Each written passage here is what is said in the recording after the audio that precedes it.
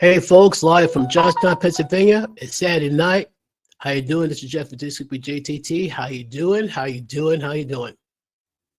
First off, if I'm reading this correctly, though, and it's very sad to say this. I'm reading from Yahoo News.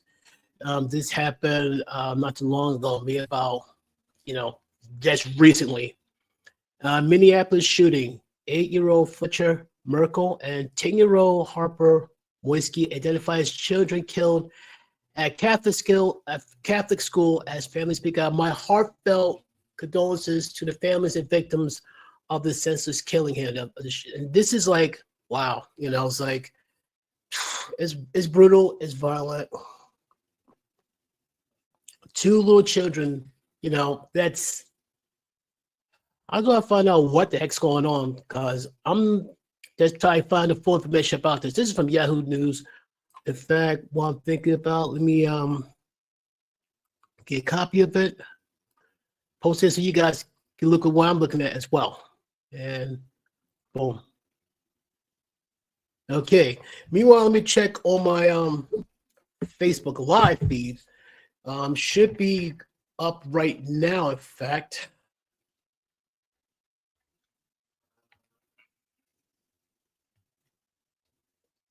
There we go. Yep, here we go. But as I was reading right here, it says here that the FBI is investigating Wednesday's attack. So this happened this past Wednesday. Wednesday's attack at the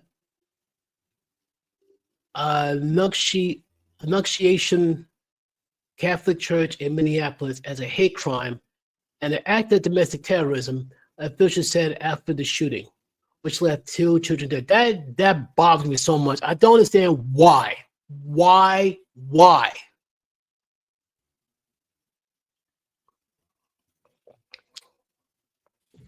And I don't want to hear like, well, guns are the problem. No, it's not the gun. It's the person who have the guns. How the person got the guns, and the person's mentally unstable. My question is how. I'm not gonna believe they bought the guns.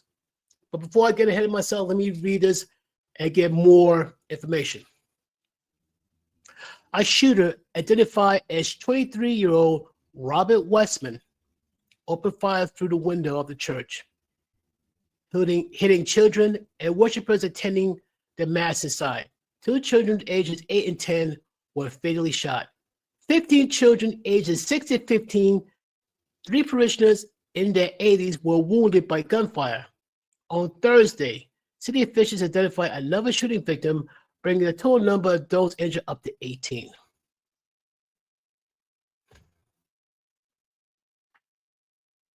Heavenly Father, protect them, please. Please save them, protect them.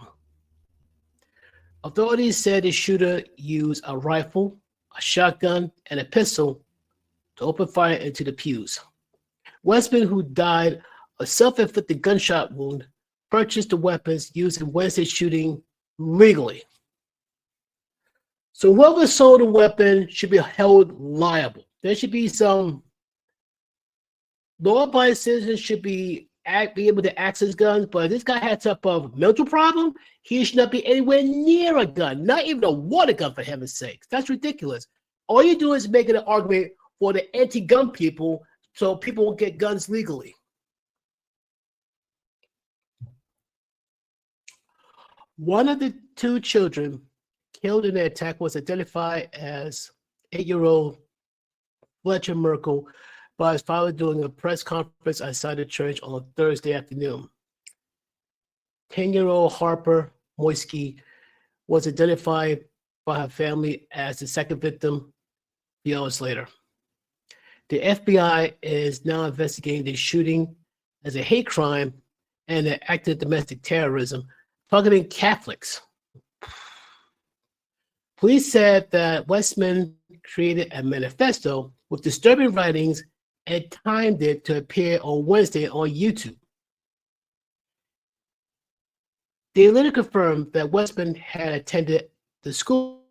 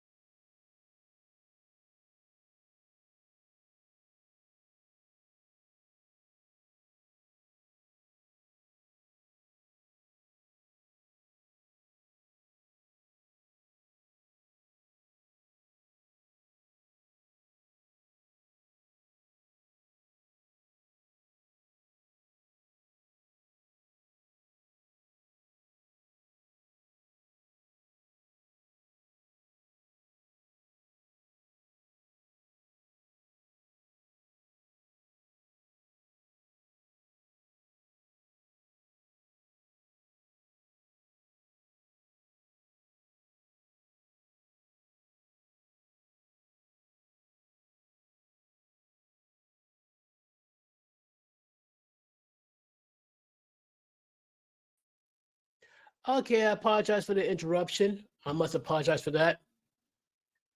All in all, this person who committed this horrendous crime, this mass killing, to make a name for himself. And you already got politicians saying, like, we got to do a gun ban, we got to do the assault rifle ban. And here's the thing, ban, bad idea, because once again, hold on a sec.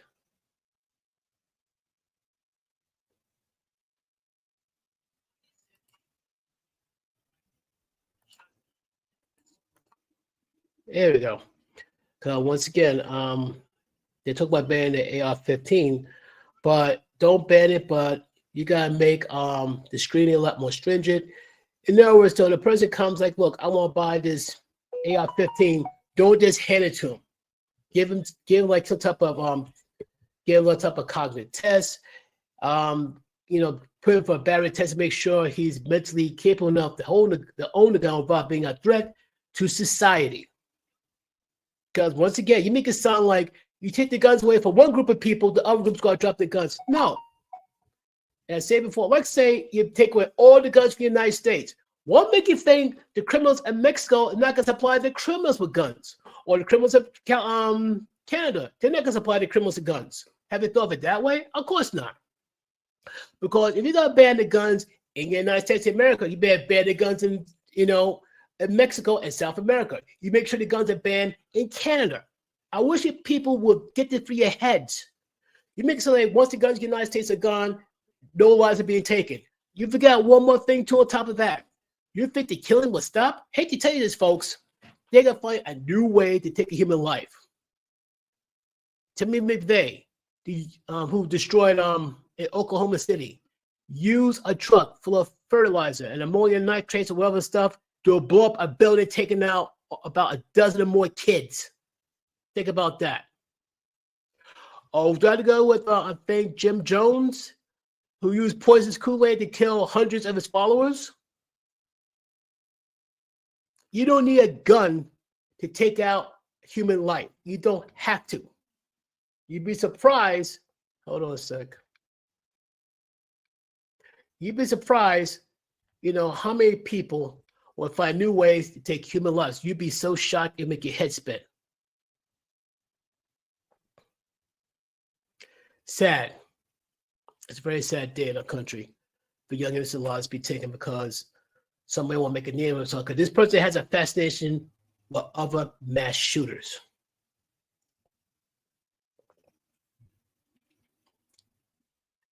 See.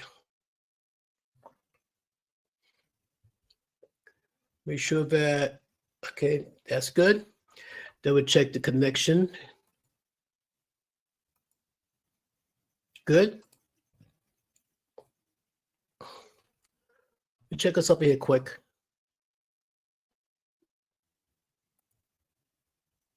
View us on Facebook, see what's going on with that.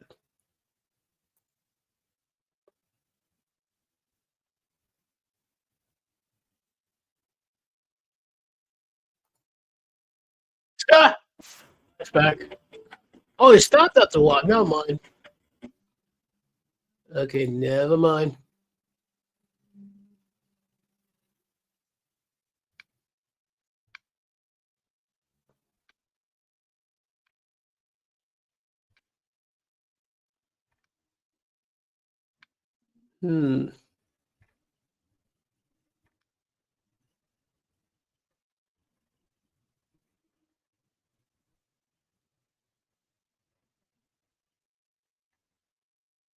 Apparently, his face no longer live. We lost a live feed on Facebook. I apologize for that.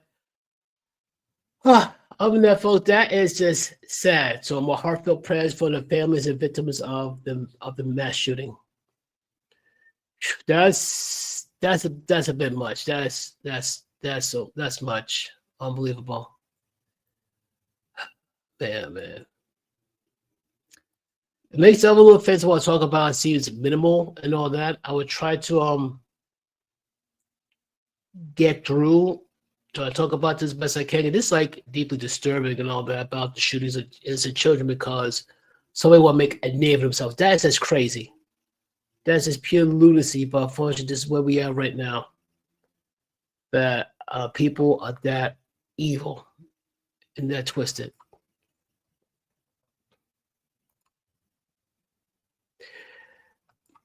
Well, let me try, change up, try to keep, keep the mood going. See.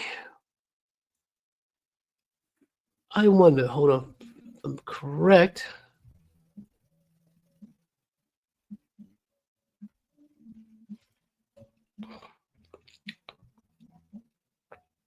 Yep. Today, August 30th, is Frankenstein Day. Yes. As in Mary Shelley, Frankenstein. That's crazy, huh? Very crazy indeed. Just like to find information about Mary Shelley, Frankenstein. Because I saw something here that made me go like, oh, I didn't know this. Like, for example, the Mary Shelley Frankenstein is different from the Frankenstein that had been portrayed for the 1930s. Like, the 1930s Frankenstein, you got, I think it's Boris Karloff, squared up head, bolts inside the neck. He talk like this, grunts, groans. He don't speak too much. And basically, like, his look is iconic to this day. But Mary Shelley's Frankenstein got long flowing hair, beautiful, and he spoke very eloquently, very intelligently.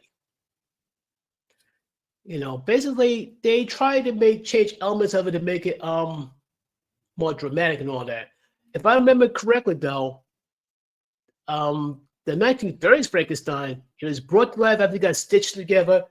He was hoisted up high up in the castle, and when lightning struck, he was brought to life. And you hear the iconic words for Dr. Frankenstein himself. He's alive. He's alive. He's alive. But if I'm read correctly from Mary Shelley's Frankenstein, the moment he got stitched together, he came to life. Okay. It's like it's not effective. It's not enough to make it go, whoa.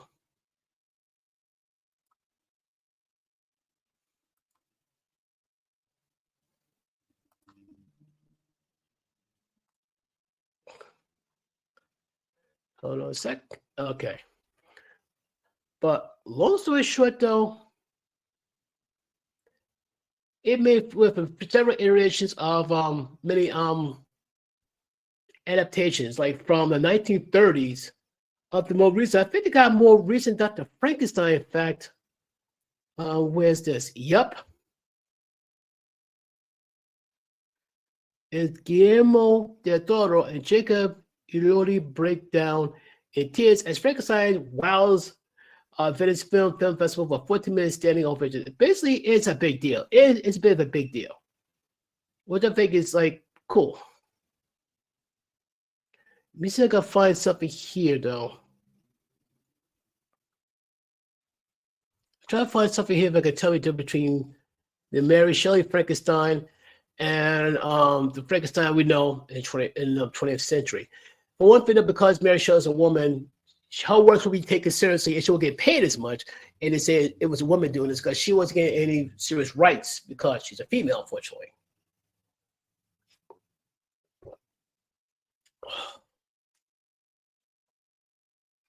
See. Okay, I found it here on. There we go. If this is what I think it is, this might help you guys some understanding Frankenstein just a little bit. By the way, folks, share, like, subscribe. Okay, so here we go. Okay, it talks about, this is from the Wilson County source. 10 facts about National Frankenstein Day. National? Wow, okay. Diva. Okay, here we go.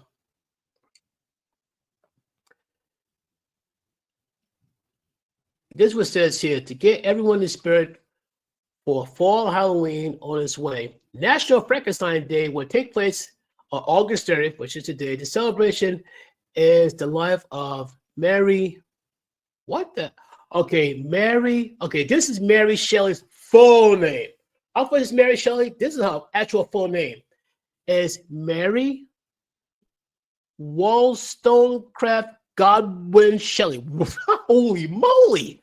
Seriously, her full name is Mary Wollstonecraft Godwin Shelley.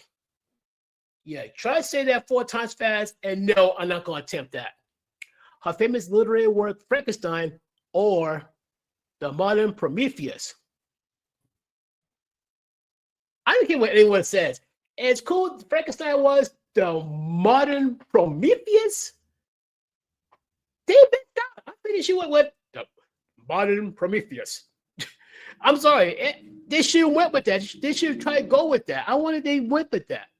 I wanted to, folks, if you know any movie adaptation called that The Modern Prometheus, if so, let me know. Let me check here quick. Yeah, we're good here. That's pretty wild. Okay. The Modern Prometheus. And the impact of that work on modern culture was created by Ron McCloskey, 1997. Okay. From Wakefield, New Jersey, McCloskey made a name for himself as a performer, writer, and producer, including a television show he produced called Classic Movies from Ron McCloskey. And according to GenCPublishing.org, he has long had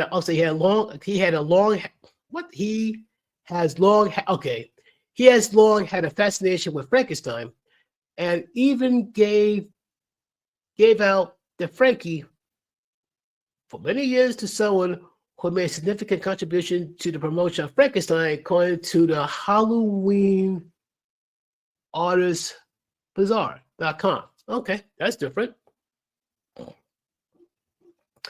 Originally falling on last Saturday in October, Frankenstein's Day was eventually moved to the day of Mary Shelley's birth. That's just shortened Mary Shelley's name. That's pretty wild to me. This year would be her 228th birthday. So, wow, that's an old lady. This year is a little more special, as a new version of the Frankenstein story by Guillermo del Toro will be released by Netflix on August 30th, which is today. Oh, wow. Okay. Maybe I should take a look at that.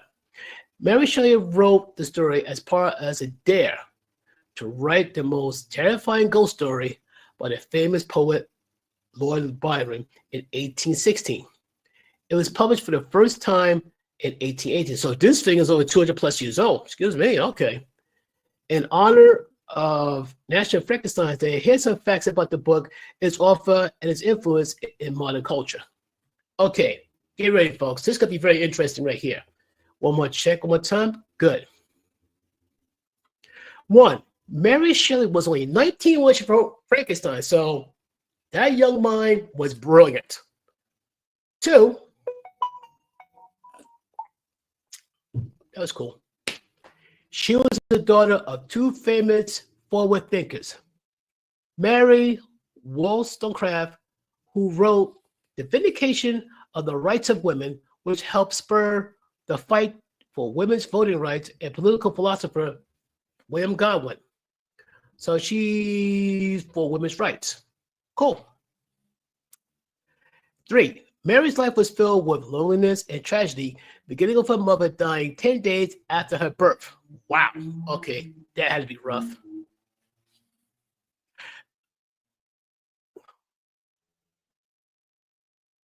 Let's see.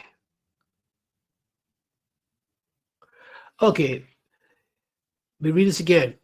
Mary's life was filled with loneliness and tragedy, beginning with her mother's dying 10 days after her birth from complications of childbirth. This death was followed by the death of a half-sister, Fanny Emily, by suicide. Ooh, the loss of 4 of her 5 children and a miscarriage all before she was 25. And finally, the drowning of her husband, Percy Shelley, at the age of 29. It essentially kept her cremated heart in her writing desk the rest of her life. Wow, okay. That's rough. That's hard living. Sorry to hear. Frankenstein has been made into a movie 114 times, not surprised. The creature has been featured in 413 known feature films. Look at Wikipedia. I gotta include that in there too. Currently, a new version of the story is being made by Guillermo del Toro, which will be released on Netflix August 30th, which is today. Hold on here.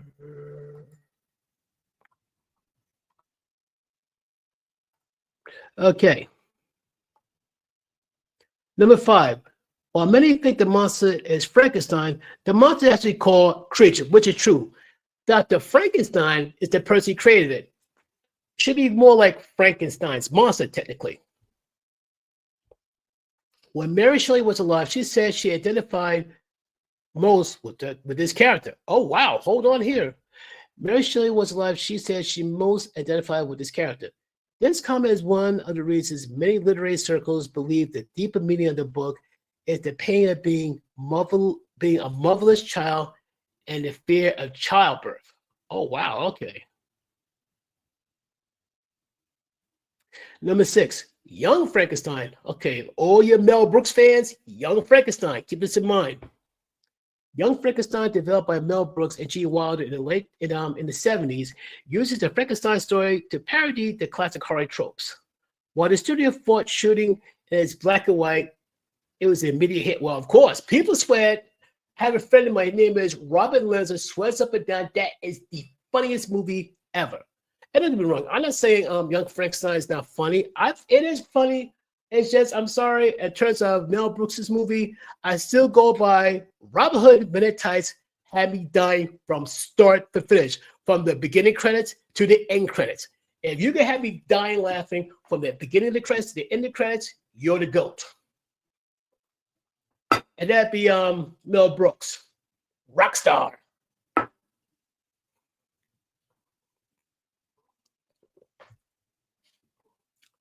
The first actor to portray the creature was Thomas Cook in 1823. And the most recent is Jacob Elordi in the 2025 Netflix version of Frankenstein, and Christian Bale in The Bride, being released in 2026. Bride of Frankenstein? Okay. In Tim Burton's Frankenweenie, the creature is a dog that's been reanimated. Interesting. Mary shares a formal education, including listening to some of the most forward thinkers of her time, discussing newest ideas in her father's living room. Having a radical mindset, God went through some of the best and the brightest to his home to discuss all matters of things, from political justice to the latest scientific discoveries to the concept of free love. Brother. These discussions had a profound effect on Frankenstein as well as many other works, her life, and her marriage to poet Percy Bysshe Shelley. Frankenstein has influenced many films, with the creature taking on many forms. Some of the most unique are bodybuilder in gold swim trunks and the Rocket Hot. Okay, never mind. In the Rocket Hot show. Oh yeah, I remember. Trust me, I remember. A monster obsessed with her share in the X-Files. What? A monster obsessed with Cher in the X-Files. Okay, I saw a lot of X-Files. How I missed that one. And A Perfect Woman, created by 2 high school students using a computer in weird science. Oh yeah. Oh yeah. That's crazy. That's so crazy. But that's the deal on Frankenstein Day. Let me get to Frankenstein real quick, so I get your link on Wikipedia on that. Oh wow, okay, you got so many. You got so many. Look at so many films, so many actors. It's incredible. It's insane. Okay, hold on, folks. There you have it. Okay, let me try to get this Facebook thing up and going again. So what's going on with Facebook?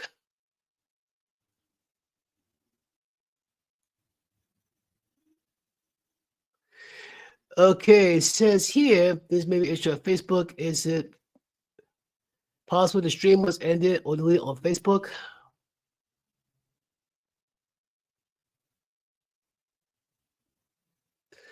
Okay, so hold on a sec.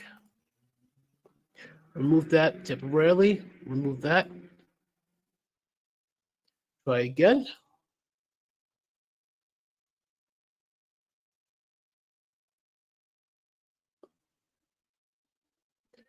See, I could get Facebook back on here again. I think I may got it.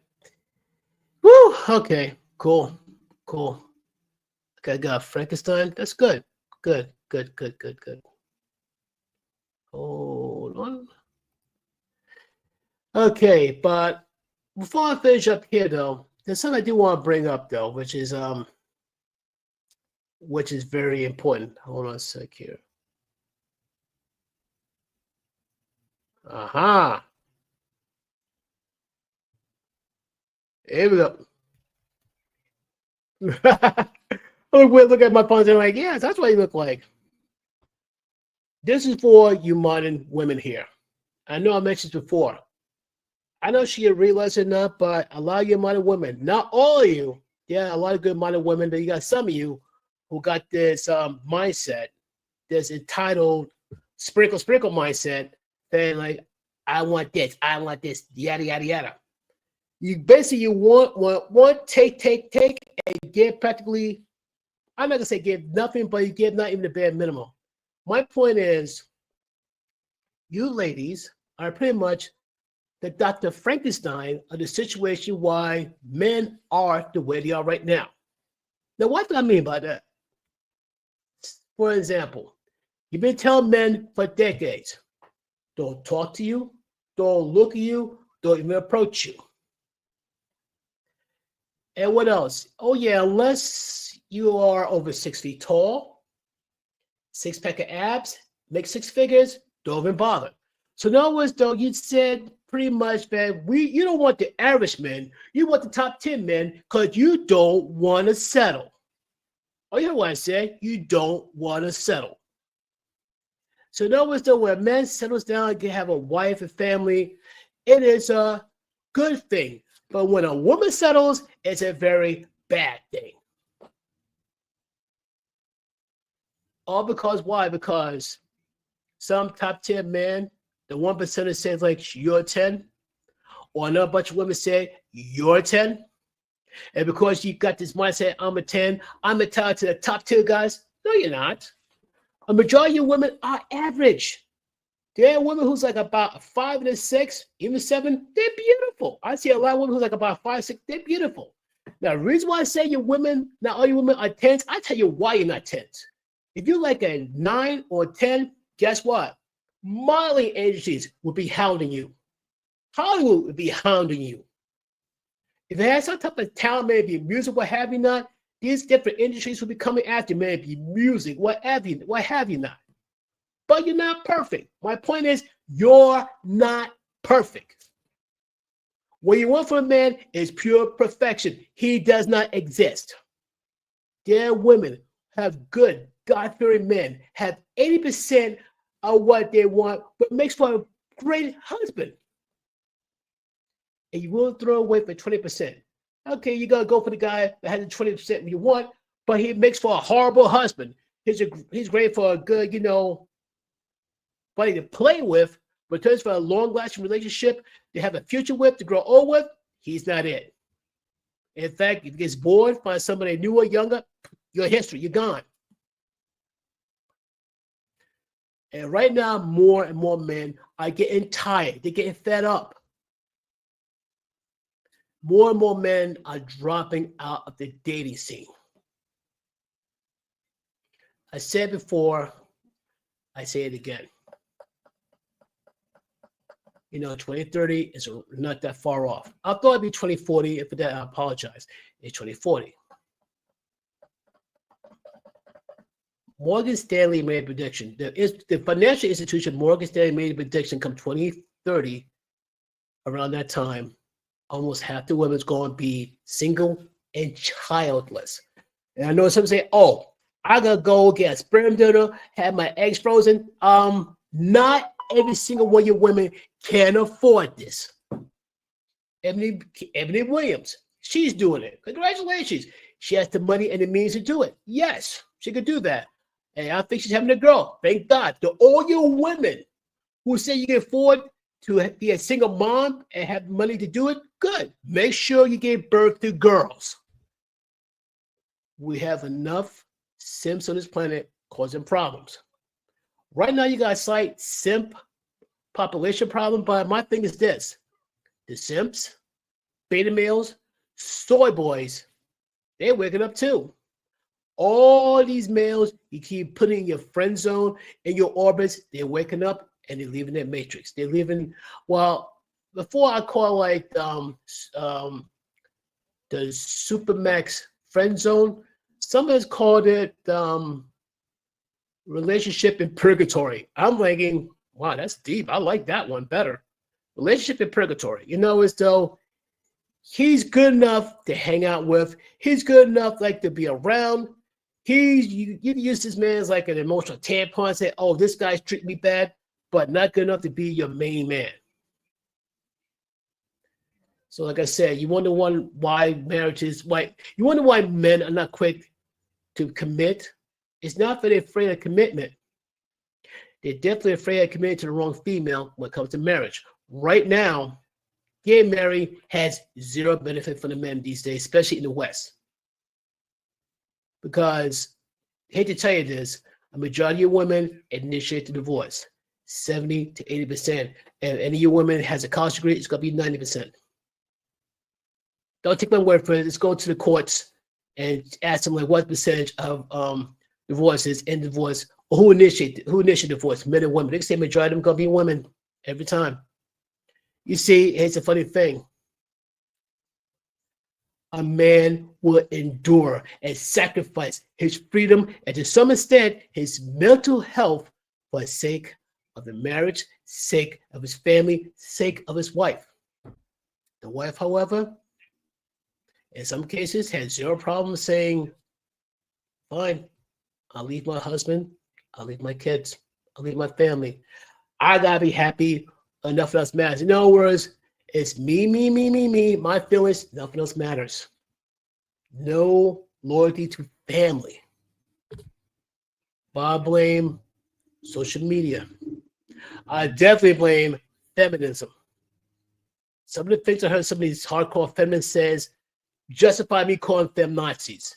There's a video of a woman talk about sterilizing boys at birth. Are you sick? But yet, I'm wrong for calling these women feminazis. I'm sorry, they earned that.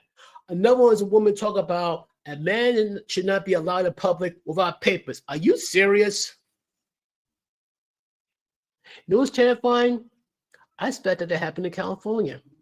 I hope I'm dead wrong on that one, but I've heard and seen some weird things going on in California. And in fact, a man gonna need papers just to walk around. A man need papers just to go to the store to get milk. Seriously? And women could run free and rampant wherever she wants. Because now you got women do commit crime. That's the funny thing. You make it sound like women don't commit crime. You make it sound like women commit no sin. You kidding me? Enough they do too. Like now, I see another podcast about this woman talking to one of her female friends. She with this dude, like this typical bad boy. She had a fun with him, blah, blah, blah, blah. Then about a year or so later, she found this one dude she wanted to settle with, really feeling this guy. And she goes, yeah, I think that last dude I had, I think he may have taken advantage of me. And think about filing charges against him. So let me get this straight. You get this man your full consent to have his way with you. Now because you're with the guy who you might want to marry, you're going to throw the other guy under the bus? But it does happen. It does happen. There have been men who have been accused of crimes they never commit, and they have suffered the consequences for it. That has to stop. That has to stop. Other videos I covered about women with their paternity test. Like there's a situation, I forgot the guy's name. He's the man who went to his wife's job and shot her because he did a DNA test. All 3 kids are not his. In fact, I think some or all of them are from his relatives. mandatory paternity test. I think I saw a video about what would happen if they made a law in the land. Yes, it'd be uncomfortable. Yes, it'd be messy. But guess what? I bet you any amount of money if the paternity test was made the law of the land, it made the women more accountable. Now, the only downside is saying, like, well, abortions will go up. Well, guess what? If the woman go abort the baby because she can't lie her way out of it, she still had to explain why she did it. Whew, that's like a lot to talk about here. You got that. This world is so messed up, it's not funny. But I believe that I wouldn't be surprised Jesus be popping up any given moment because things are getting crazier and crazier, getting worse and worse. And it's like a woman who has morals is called weird. No. A woman who's following God's path is not weird. A woman who's following God's path is God's children. But now, bad is good, good is bad. Really? Really? Like I said, we live in a very messed up world here, folks. But funny thing is, though, like, you gotta have these same women who said, down with the patriarchy. Oh, I get to have as many ex-lovers I want, blah, blah, blah. Knock yourself out. There's like a couple of stories. One was about a woman who was with this one man. And told him, like, look, here's my body count. The guy said, looked her up and down, she's crazy. Said, like, yeah, how many ex-lovers?